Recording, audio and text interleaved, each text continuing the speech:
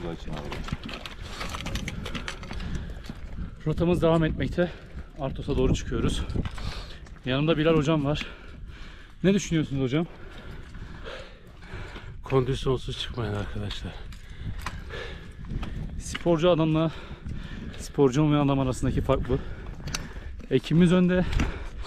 Şimdi ekibimizdeki diğer arkadaşlarımızın kontrolü, son kontrolünü alacağız.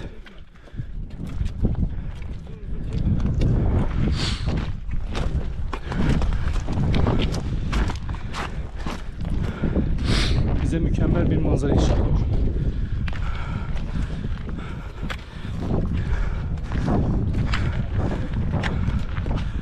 Yolun daha başındayız. Sinan abi ne düşünüyorsun? Buraya kadar iyi gidiyor. Henüz daha yorulmadık. Hacı abi senin yorumların neler? Hava o kadar serin ki. Diyarbakır sağdan sonra burada uyumak çok güzel olur. Ahmet abi bu yavaş temposunu kesmiyor biliyorum ama Evet ya, hiç yorulmadım ya.